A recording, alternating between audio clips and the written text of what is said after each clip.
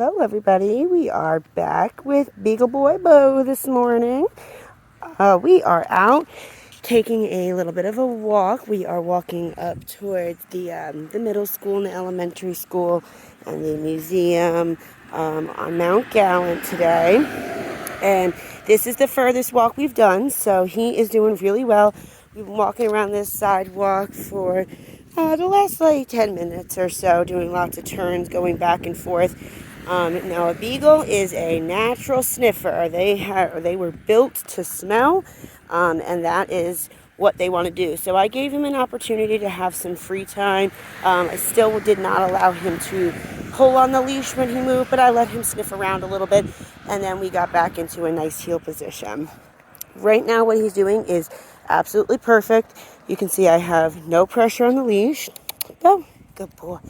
Right, and I'm not catering to him. So right there, when he stopped to go sniff something, instead of just stopping and letting him do what he wants and then having him follow me again, he didn't follow your lead right there. You followed his lead right then. So what you want to do is just kind of continue moving on. And I just say, Beau, I try not to pull them.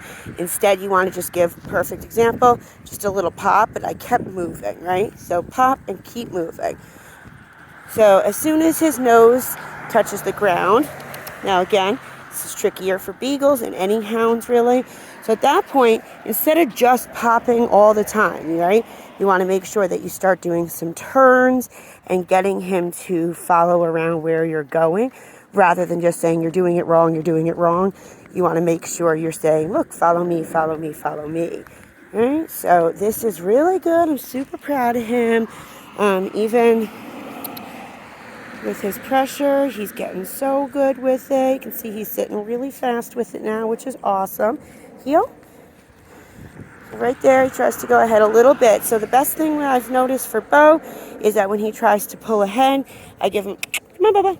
I give him just a little pop, and then I slow down my pace and get him to where he needs to be. And then we can kind of pick up again. So if he keeps sniffing, I'm going to start turning. Come on, buddy. Heel. Good boy. Yes, good job. Excellent, buddy. Good. Come on. Good boy. Yeah. Turn. So he's getting a little spooked with the car. So I'm showing him, I know you're a little bit nervous, but look. Good boy. Yes, good job. He gets verbal praise. He gets pets. We've been stopping, doing some calming things with him on the street. Of course, somebody came by and ran right over the rumble strips in front of him and spooked the poor little guy. So we just took a minute to just relax. He's such a sweetheart. I love working with the Bobo. I have to admit, he's one of my favorite beagles. Heel. So right there again, a little spooked by the car. So I'm just going to relay to him, relax. You do that with pressure. Good boy, honey. Heel. Pop. Mini pop. I'm going to turn. Now, if you do more than 2-3 pops and he's clearly not focusing, then you need to go to a full-on stop. So, to reiterate that, you're going to do, if you have said, pay attention, he's still not paying attention, then you can say, okay, then calm down. Now, the more stops you do, the better, because what's going to happen is you're going to start to show him where your invisible box is, okay? So now he's starting to learn where mine is. But when he comes home, if he doesn't have a handler that's going to direct him and show him this is where I want you to be, he's going to just be forced to take the lead again like he was prior to training. So it's really important to do stops as soon as he gets to the point where he shouldn't be. So heel. We start moving. So right there, he was sniffing, not paying attention to me, and ahead of me. So we're going to tell him, relax, you're not playing the game that we're supposed to be doing right now. Heeling means walk with me at my pace. It is a moving command where your dog should be focused on you, following your lead, regardless of what's going on around you. They should go your pace and your direction. They should never be ahead. So right there, he's ahead.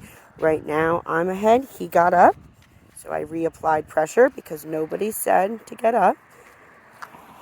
All right, so that's another good thing I like to practice with everyone. It's just keeping this nice loose leash and then just taking some steps, because they think as soon as you start moving, they get to move. But if you want your dog, let's say you stop to have a conversation with a friend, and you want him to stay relaxed. Okay. Hold on. Then you can't, if you want him to stay relaxed, then every time you go like this, he pops up, right? So you want to make sure you also practice showing him you only get to move forward when I either say the 2-letter release word, okay, and you're going to say that with some enthusiasm, or when you say heel and take your first step forward. So I say that as I'm moving, I say heel, and they should follow behind me, just right at my heel. Literally, his nose should be about at my heel. Good. So even though he looked at that car and he seemed like he was going to get spooked, I didn't, preemptively choke up on my leash. So most people would be like, oh, goodness, he's going to get scared. Give him the benefit of the doubt. Let him learn that things aren't going to happen just because there's tension on the leash. You can still have a loose leash. So that's good. Truck passing, and he did really well. Right? So right there, I let him explore for a second just because he's a pup still and he's still learning all this good stuff. Now we can go back to heel. Good boy. Come on, buddy. Beau, heel. So I'm going to start trying to say his name and do some more turns just because he's not focused on me. If he's sniffing, that's what he's focused on. He's focused on sniffing. So he's not focused on handler. Heel. So in that case, that means I'm not doing enough as a handler to keep my dog's attention. I need to start doing more things to not give him the opportunity to be like, okay, I'm done looking at her. Now I'm going to sniff the ground. All right, so we just did a bunch of turns right there, and he didn't have the chance to sniff, right? But he also had no pulling on the leash. It was totally loose, and he was following my lead. Now we've been going straight for a second, and watch how fast he's going to lose focus on me. Right? Start sniffing. I turn. Come on, Beau. Go. Oh. And now I have it back again. And I don't wait for him to lose it. I keep him following. All right? So this is training, right? This is the training part of teaching your dog how to loose leash heel. It is doing things over and over, being consistent and doing repetitions to the point where it becomes a learned behavior. So all in all, I'm super proud of Beau. He is just going leaps and bounds from where he was just a few days ago. So we even have some people playing some disc golf right here at the middle school. So he's doing really good. I'm super proud of him. So follow along and stay tuned. Okay, wait, before we exit, I'm going to show you if he starts getting worked up. Same idea. Come on, Beau. Beau, come. Yes, sit. Sit. Good. Heel. Excellent. Come. Good. Sit. Block. Spatial pressure. Beau. Sit. Yes. Heel. Good. Now if I had a place, he might fit on this. Ready?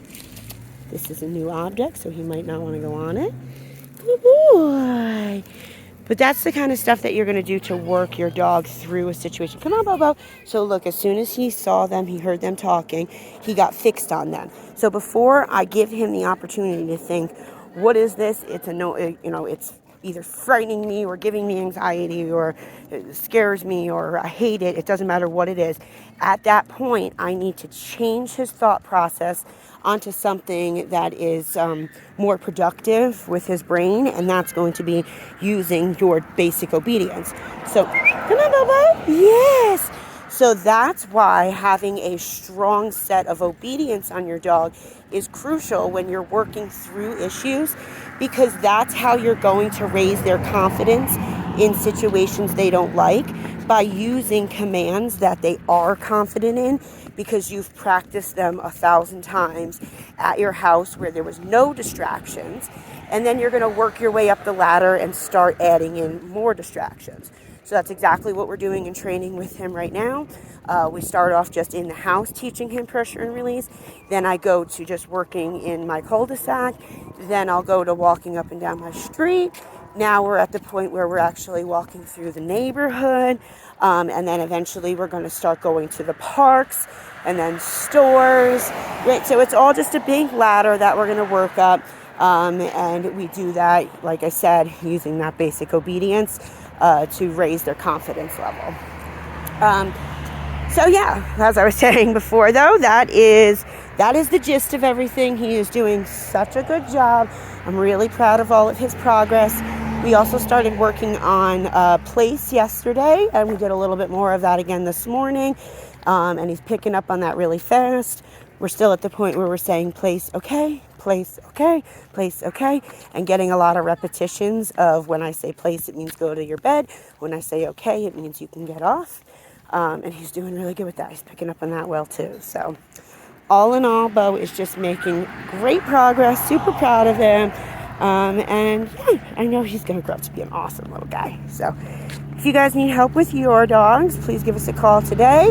We would be more than happy to help you achieve your goals with your dog like we are with Beau Bear here. Hope everyone has a beautiful and lovely day. Have a good one.